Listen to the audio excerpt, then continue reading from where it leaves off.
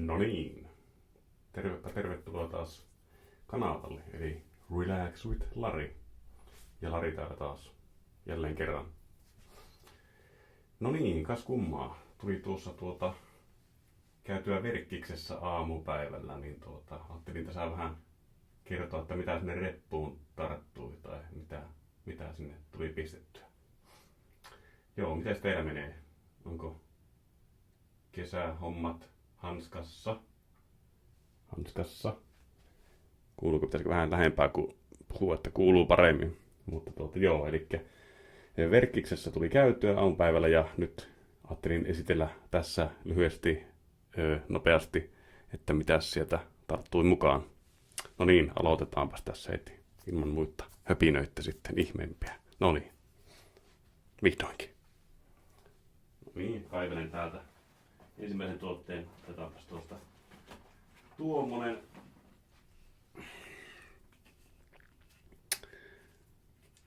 Mitäs se tämmönen on?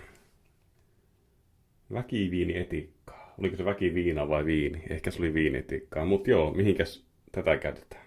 Jotkut käyttää puhdistukseen, niin kuin myös itsekin joskus, mutta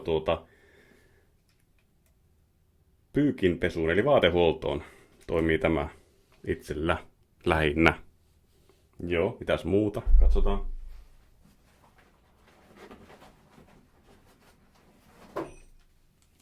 No oho, toinen pullo. Pitihän se ostaa, kun halvalla sai. Mitäs vielä sitten? No niin, elikkäs tämmöstä.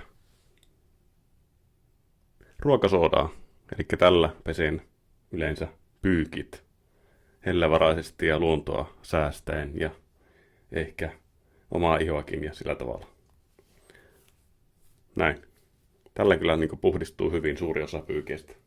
Sitten jotain taborttia sitten tai muuta myrkkyä tujua, jos niin ei lähde, jos on jotain oikein kiintyneitä tahroja, mutta eipä semmoisia juurikaan ole ollut. Ilmeisesti elän tarpeeksi tai liian siististi, en tiedä häntä nyt sitten.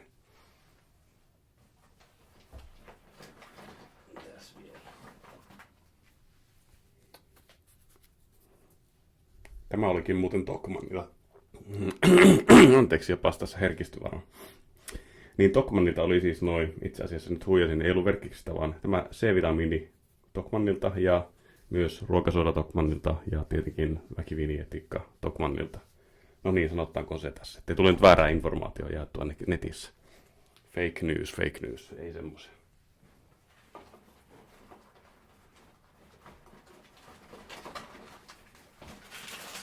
Sitten yritin etsiä, että joskus sieltä olisi laatikollisen saanut, mutta Mixin tämmöisiä proteiinivohvelipatukoita, gluteenittomia pitäisi olla, niin sopii omaan ruokavalioon erittäin hyvin, niin tämmöisiä erilaisia makuja. Harvi, ettei saanut sellaista paketillista, olisi voinut ostaa, mutta ehkä sitten ensi kerralla tilaan noutopaketin tai jotain vastaavaa sitten. Että liikkeestä ei saanut ostettua pakettia, niinkö tosta vaan, noin vaan ainoastaan yksittäisiä myytiin. No niin, mutta mitäs vielä? Tämä oli siis Verkkiksestä jo. No niin, täältä päästään sitten asiaan, ehkä tärkeämpiä. Eli nyt kun Sonyhan tässä ilmoitti aika vasta, että lopettaapi fyysisten pelien, siis fyysisessä formaatissa pelien julkaisun tammikuussa 2028, eli tuossa puolitoista vuotta aikaa. Ja ajattelin, että täytyy nyt hommata näitä tiettyjä pelejä. Tämäkin mulla on ollut tämä Red Dead Redemption.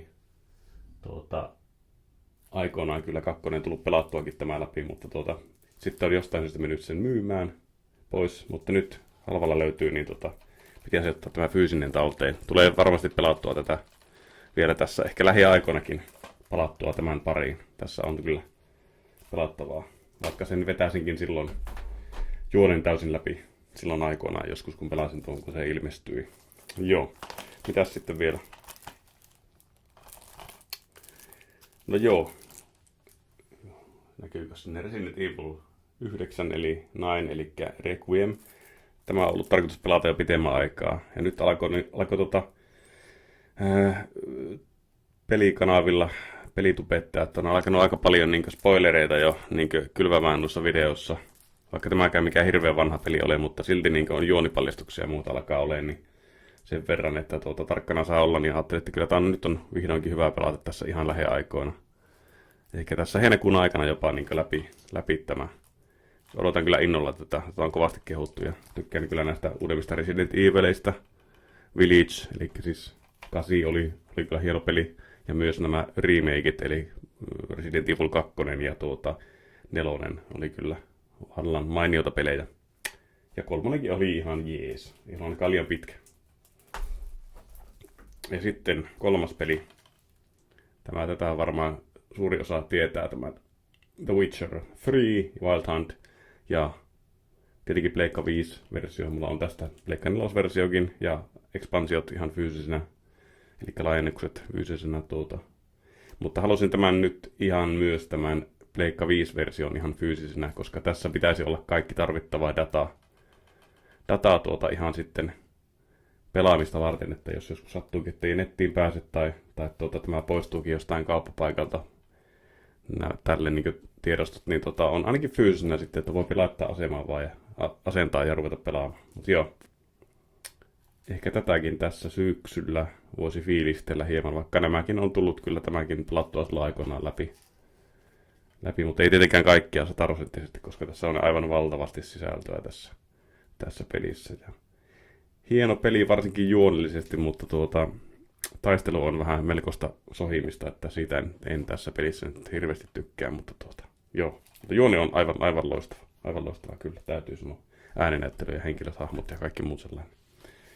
Mutta joo, sepäs oli siinä tällä kertaa, niin palaillaanpas tässä sitten seuraavan videon parissa taas asioihin. Saas nähdä mitä sitten tulee.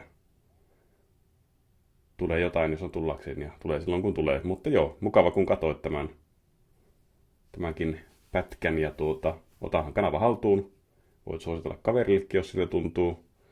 Ja saa tykätäkin, peukuttaa.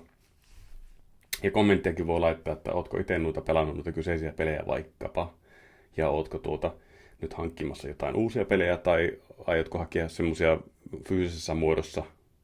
Eli levyllä semmosia, mitä sulla mahdollisesti on niin digitaalisena. Koska nyt nämä tosiaankin ehkä alkaa kallistumaan tässä, kun tuo pleikkari ilmoitti sen, että ei fyysisiä enää julkaise sitten tammikuusta 2028 lähtien, niin saattaa pian alkaa noin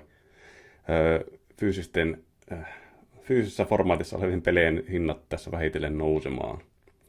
Mutta joo, semmoista tällä kertaa, niin pidähän hyvää kesää ja jatka päivääsi tai yötäsi tai milloin katsotkaan tämän, niin ei muuta kuin sorono näkemisiin seuraavaan videoon.